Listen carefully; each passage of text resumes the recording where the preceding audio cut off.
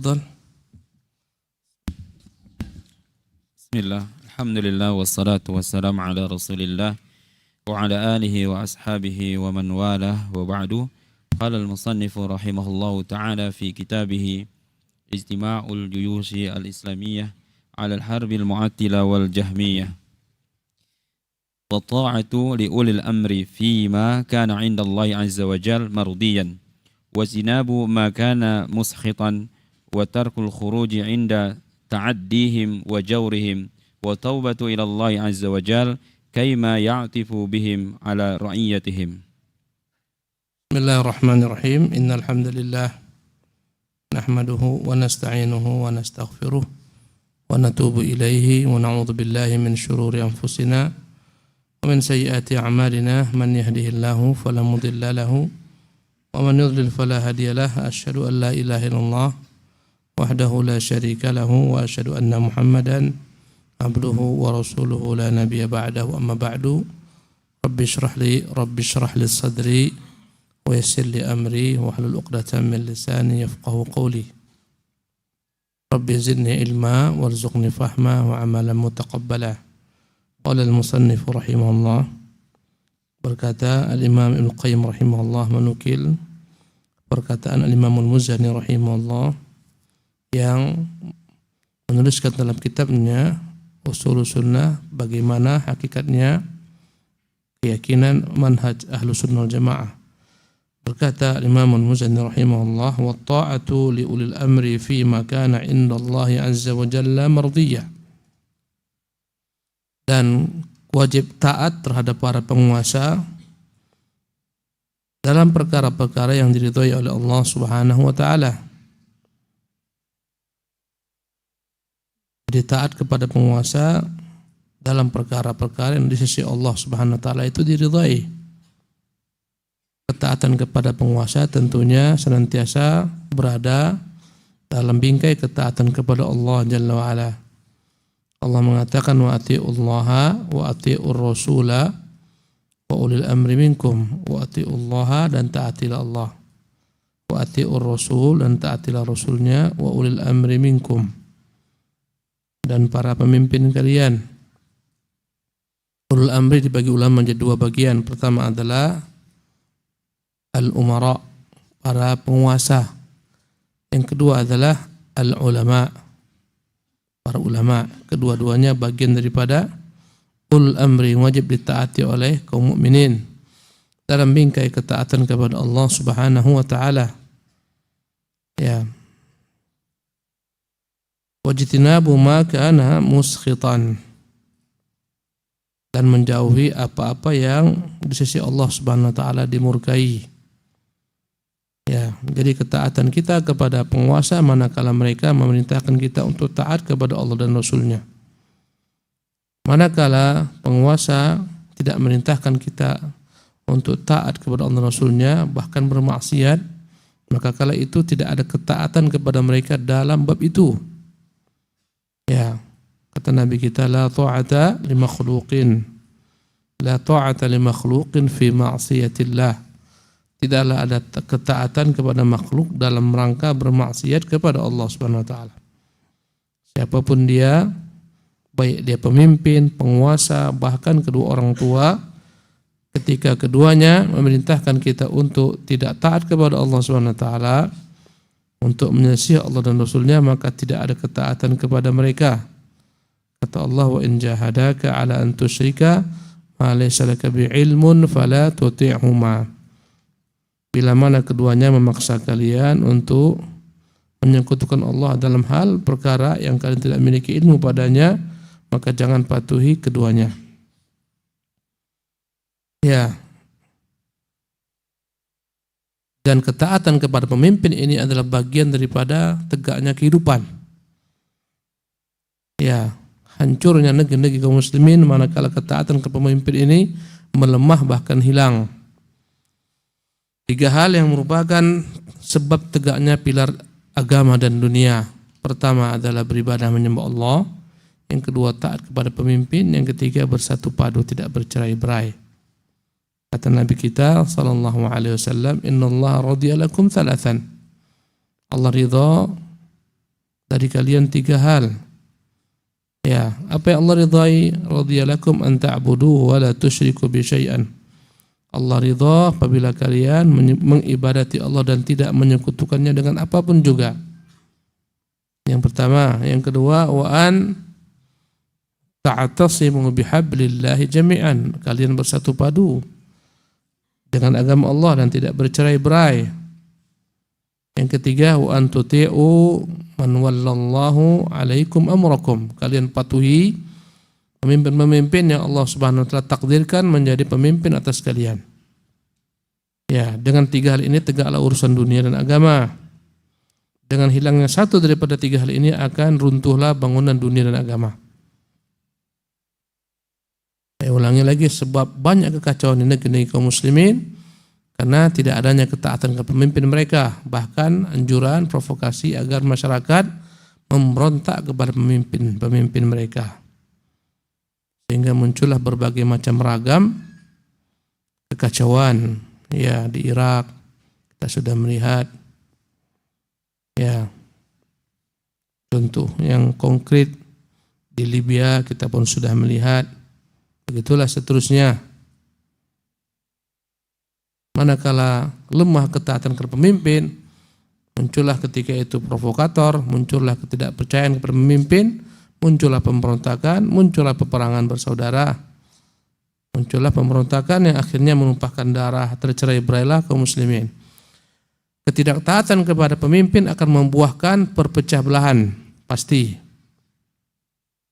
Masyarakat terbagi antara pro dan kontra, antara masyarakat akan terjadi, ya, tentunya antara mereka akan terjadi perselisihan, bahkan mungkin pertempuran. Ketika tak lagi ada namanya persatuan, tak ada lagi ketaatan ke pemimpin, maka Allah Subhanahu wa taala tak bisa disembah dengan benar. Ingat, ibadah itu hanya dapat dilakukan ketika negeri itu aman. Lihatlah bagaimana para sahabat tak bisa beribadah menyembah Allah manakala mereka tidak aman. Terpaksa mereka harus hijrah meninggalkan kota Mekah ke negeri Habasyah. Ya, meninggalkan kota Mekah ke negeri Habasyah, kemudian meninggalkan kota Mekah ke negeri Madinah. Jadi 3 hal ini beriring.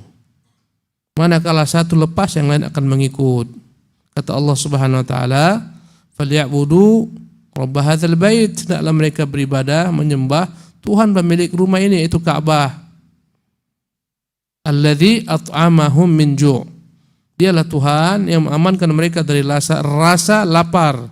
Wa amanahum min khauf, yang memberikan kepada mereka rasa aman dari ketakutan. Jadi dapat disembah Allah Subhanahu wa taala manakala lapar hilang, manakala keamanan tersebar. Allah tak dapat disembah dengan benar manakala kelaparan muncul di mana-mana. Ya, manakala keamanan terganggu di mana-mana. Tak dapatlah Allah disembah. Lihatlah bagaimana sulitnya kawan-kawan yang di Suriah menyembah Allah. Sulit, mereka mau sekolah payah. Kenapa? Sebentar-sebentar datang, ya, peperangan, sebentar-sebentar, ya, peluru-peluru berterbangan, dimuntahkan dari pesawat.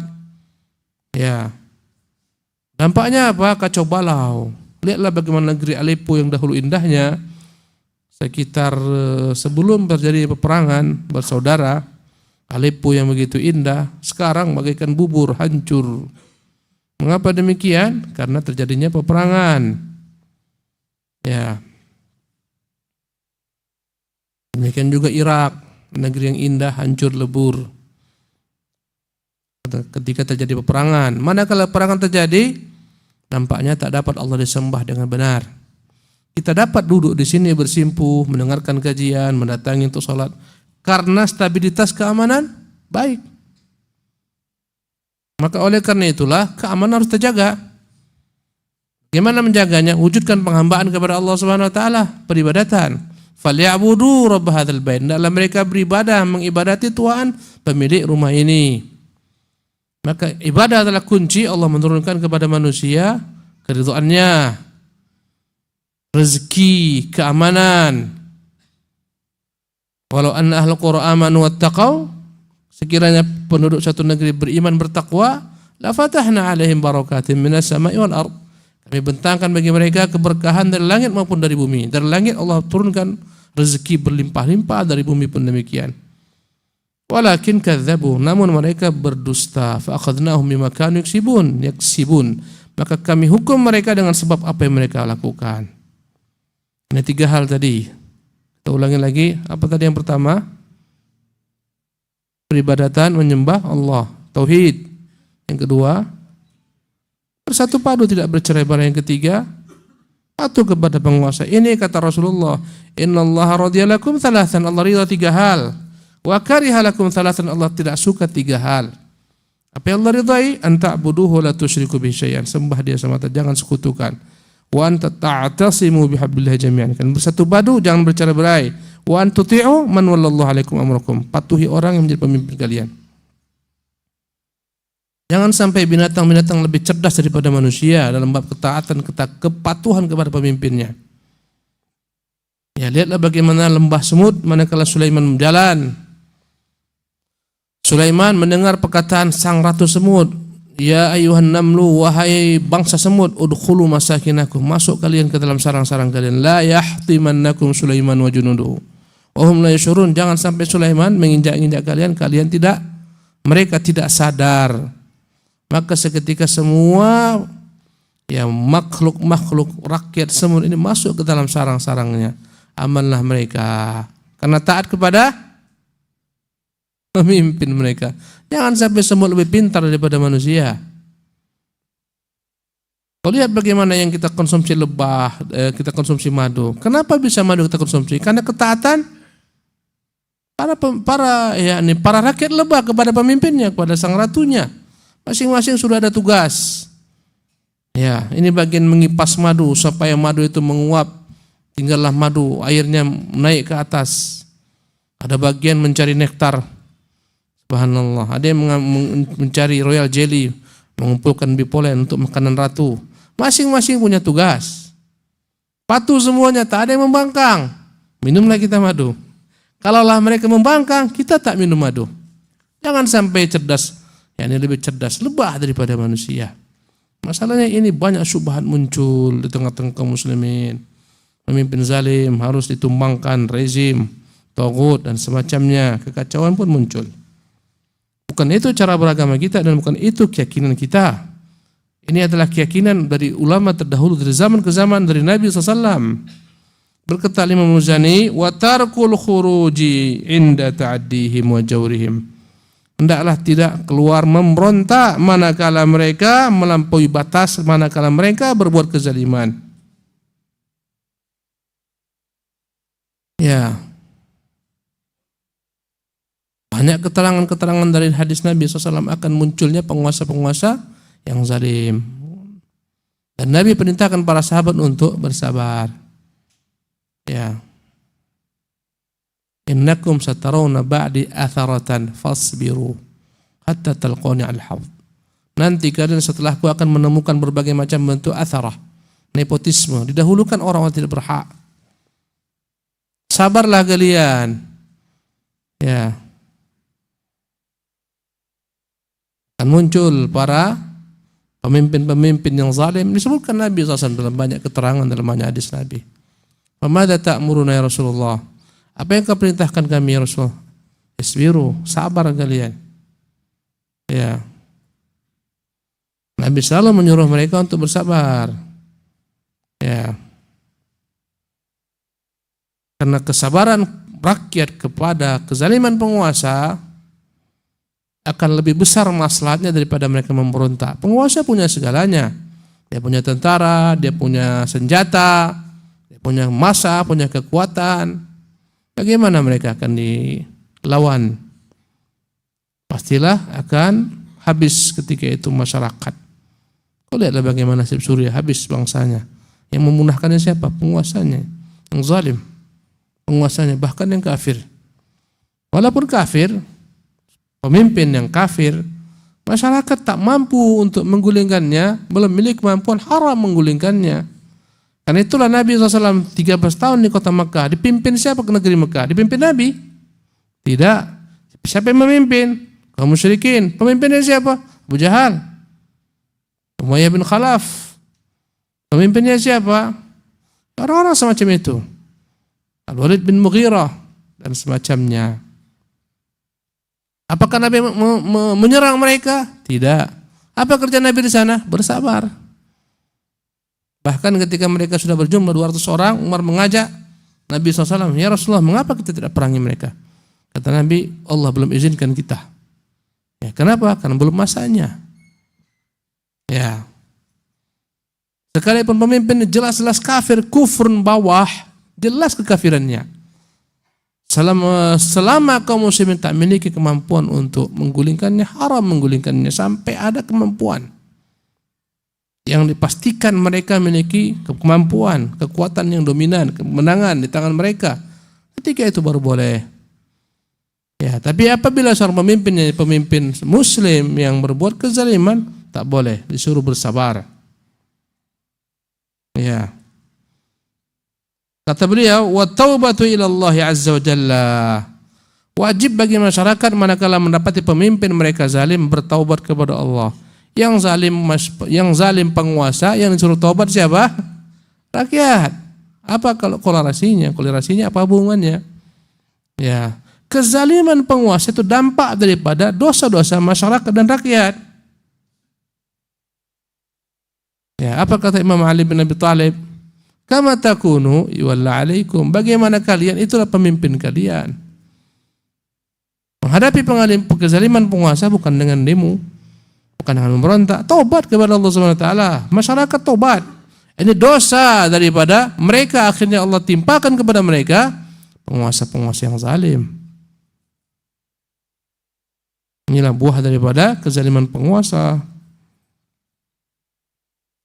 Ya, oleh karena itulah kata Imam Muzani, ini Muzani rahimahullah, muridnya Syafi'i rahimahullah, dan ini mazhabnya Syafi'i, wa tarkul khuruji 'inda ta'addihim wa jawrihim, dan tidak memberontak manakala mereka melampaui batas, manakala mereka berbuat kezaliman.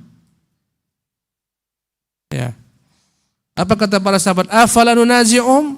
Ya Rasulullah, boleh kami merebut daripada mereka kekuasaan? Kata Nabi, la, tak boleh, illa antarau kufran bawahan lakum fiha minallahi burhan. Tidak boleh sampai kalian memastikan dia telah kufur, kekafiran nyata, dan itu ya kalian memiliki tanda-tandanya yang jelas dari Allah Subhanahu wa taala.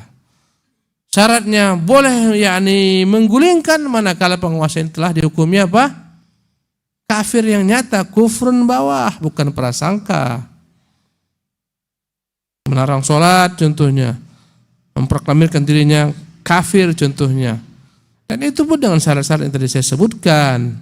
Ketika masyarakat merasa memiliki kemampuan. Kalau enggak disuruh sabar, bahkan disuruh hijrah. Ya. Manakala penguasa zalim, maka solusinya apa tadi? Masyarakat disuruh tobat. Karena ini hukuman. Ya. Nabi pernah menyebutkan kepada kaum Ansar, wahai kaum Ansar, 5 hal jangan sampai menimpa kalian. Di antaranya, ya, tidaklah manusia melakukan berbagai macam kezaliman, riba dan semacamnya. Ya, terang-terangan mereka melakukan perzinahan, kecuali akan Allah SWT timpakan kepada mereka jawrus sultan. Allah timpakan kepada mereka penguasa-penguasa yang zalim. Ya, inilah kaidah dan ini cara beragama kita. Dan ini keyakinan kita, dan ini bagian daripada agama. Bukan tujuannya untuk menjilat penguasa, mempertahankan status quo, tidak. Ini agama. Dengannya kita beragama kepada Allah Subhanahu wa taala. Naam. Ahsanallahu ilaikum. Wal imsaku an takfiri ahli al-qiblati wal bara'ati minhum fima ahdathu ma lam yabtadi'u dalalatan.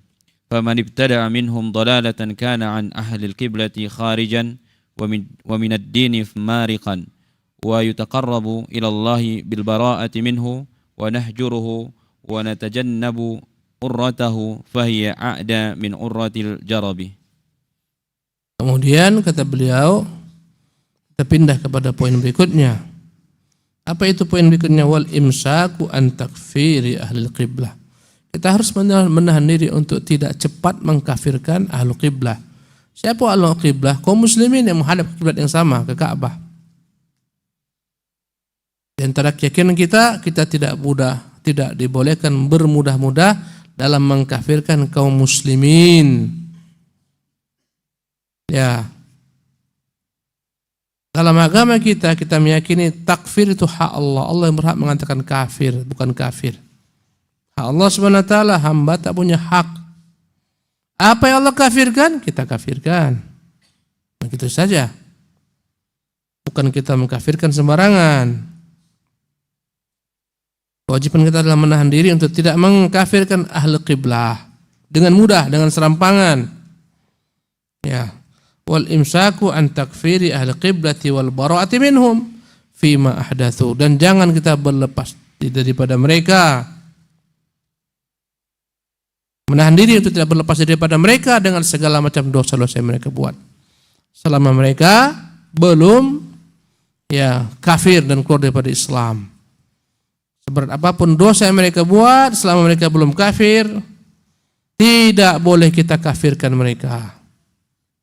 Bagaimana kita mengetahui dia kafir? Dengan perkataannya, dengan perbuatannya, sampai kepadanya hujah, sampai pada keterangan. Ya. Hilang segala macam syubhat, baru orang ini bisa dikafirkan, dan mengkafirkannya pun bukan semua orang. Ya. Apapun yang mereka buat dari maksiat tak bisa langsung dikafirkan. Ya. Apalagi dia jika hanya sekedar maksiat, bukan perkara-perkara syirik. Perkara syirik pun yang mereka buat tak langsung kita kafirkan secara ta'yin per individu sampai tegak kepadanya hujah. Apalagi yang dibawa kekafiran, dibawa kesyirikan, maka tak boleh kita berlepas diri daripada mereka secara utuh dan total. Ya, bara'ah. Kita hanya berlepas diri dari mereka dalam kemaksiatan yang mereka buat, tapi tetap kita berikan loyal kepada mereka dalam perkara iman yang mereka miliki. Di dalam agama kita ada konsep namanya wala wal bara. Wala adalah loyal, mencintai, menolong, membantu. Wala kita, loyal kita berikan kepada kaum mukminin, ahlu ta'ah yang mereka selalu berbuat ketaatan. Wal mu'minuna wal mu'minatu ba'dhum awliya'u ba'din, orang-orang beriman laki-laki perempuan mereka satu sama lain saling menjadi wali. Makna wali adalah pembantu, ya, yang mencintai, yang saling kuat menguatkan, tolong menolong. Jadi ada sifatnya memberikan loyal yang penuh kepada siapa? Kepada kaum mukminin ahlu ta'ah yang mereka memiliki ketaatan kepada Allah. Yang saleh kita wajib memberikan loyal kepada mereka secara utuh. Yang kedua, kita wajib memberikan kepada mereka al-bara'ah secara total, lepas diri secara total. Dari siapa mereka? Dari siapa kita berlepas diri? Daripada kaum musyrikin. Orang-orang musyrik kita wajib berlepas diri dari mereka secara total. Kita bukan dari golongan mereka, mereka bukan dari kita. Tak ada hubungan antara kita dan mereka. Berlepas diri daripada mereka secara total. Dalam bab agama tentunya. Ya, menanamkan kepada mereka kebencian dengan akidah yang mereka miliki. Ya. Ini yang kedua. Yang ketiga, kita memberikan loyal dalam beberapa sisi dan bara' dalam beberapa sisi. Dalam beberapa sisi kita mencintainya karena dia orang mukmin, tapi dalam beberapa sisi kita membencinya karena dia orang mukmin yang kurang imannya, orang mukmin yang mencampur adukkan imannya dengan kemaksiatan. Ya. Maka kita benci dia sekedar atau sebesar daripada kadar kemaksiatannya, dan kita cintai dia sebesar kadar daripada keimanannya. Dalam diri mereka terkumpul wala dan bara'. Inilah dia kepada siapa? Kepada ahlu kabair, para pelaku dosa-dosa besar. Kita membenci mereka dengan kefasikan mereka, kita mencintai mereka dengan sebab adanya iman-iman pada diri mereka. Jelas pembagiannya. Ya, jadi kata beliau wal bara'ati minhum fima ahdatsu. Ya. Kita wajib menahan diri untuk berlepas diri daripada mereka dari segala maksiat yang mereka buat. Ma lam yabtadi'u dhalalatan, Selama mereka tidak melakukan perkara-perkara bid'ah yang menyesatkan, bid'ah yang mengeluarkan mereka daripada Islam. Bid'ah itu dibagi dua dari sisi beratnya. Pertama bid'ah mukaffirah, bid'ah yang membuat pelakunya keluar daripada Islam. Seperti bid'ah kaum Syiah Rafidhah. Ya, banyak bid'ah mereka. Bid'ah kaum Syiah, kaum Rafidhah yang mengeluarkan mereka dari Islam. Di antaranya keyakinan mereka Quran itu kurang. Ini bid'ah mereka.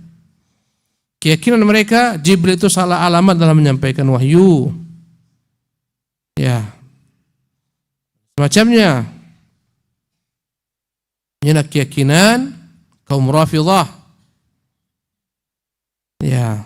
Sebagaimana keyakinan Jahmiyah yang menolak semua nama dan sifat bagi Allah SWT. Jadi selama mereka, inilah namanya pertama bid'ah mukaffirah. Yang kedua bid'ah mufassiqah, bid'ah yang tidak mengeluarkan seorang daripada Islam, bid'ah yang membuat mereka ya menjadi orang-orang yang diklaim sebagai orang-orang fasik, mufassiqah, membuat mereka layak disebut sebagai orang fasik. Inilah bid'ah yang kedua. Inilah segala macam bid'ah di bawah kesyirikan dan kekufuran. Faman ibtada'a minhum dhalalatan, barang siapa yang di antara mereka membuat perkara-perkara bid'ah yang sesat, ya, kana an ahli qiblati kharijan, maka mereka keluar daripada lingkaran ahlu qiblah, dari lingkaran kaum muslimin. Makanya kita katakan maksud bid'ah sini adalah bid'ah yang mukaffirah. Keluarlah mereka daripada lingkaran kaum muslimin, dari lingkaran kaum muslimin. 72 kelompok yang disebutkan Nabi dalam hadis beliau, terpecah belah umat menjadi 73 kelompok, 72 masuk neraka. Ini yang 72, kata para ulama kita, mereka semuanya masih disebut sebagai ahlul qiblah. Mereka semua masih dalam lingkaran Islam. Ya. Kalaupun mereka dibakar Allah dengan sebab bid'ah mereka, mereka tidak kekal di neraka. Ya. Beliau faman ibtada'a minhum dhalalatan kana an ahli qiblati kharijan. Siapa di antara mereka membuat bid'ah yang menyesatkan, maka mereka bisa keluar daripada ahli qiblah. Maksudnya daripada kaum muslimin. Itu akan dikatakan mereka keluar daripada kaum muslimin manakala bid'ah mereka yang mengeluarkan mereka daripada Islam. Bid'ah apa tadi namanya? Bid'ah mukaffirah. Minad dini mariqan, mereka dianggap keluar daripada agama. Wa yutaqarrabu ila Allah bil bara'ati minhu. Wa yutaqarrabu ila Allah, dianggap kita sedang mendekatkan diri kepada Allah SWT manakala kita berlepas diri daripada dia. Orang-orang yang membuat bid'ah yang menyesatkan ini. Jadi kita menjauhi mereka, kita berlepas diri daripada mereka, ini adalah merupakan ibadah. Ya, kita beribadah kepada Allah dengannya. Kita membenci apa yang dibenci Allah, kita mencintai apa yang dicintai oleh Allah Subhanahu wa taala. Allah mencintai, Allah membenci bid'ah dan pelaku-pelaku bid'ah, maka kita pun wajib membenci bid'ah dan pelaku-pelaku bid'ah. Wa nahjuruhu, kita wajib memboikotnya jika itulah yang menjadi kemaslahatan besar. Ya, tentunya boikot harus ada kaidah-kaidah yang mengaturnya, bukan sembarang boikot. Ya, sebagaimana Nabi memboikot sebagian sahabat. Ka'ab bin Malik diboikot Nabi selama 50 malam. Tidak ada seorang pun berbicara dengannya. Ini namanya boikot, hajar. Ya.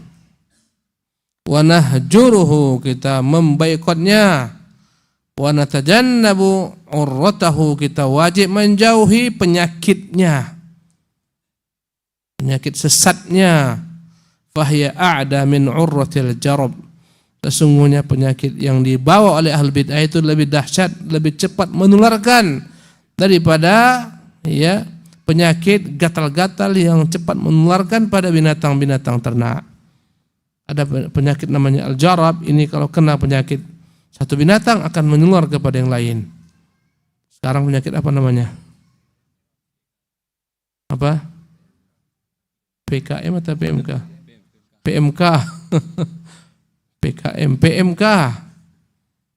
Ya, penyakit mulut dan kuku, PMK. Ini jarab.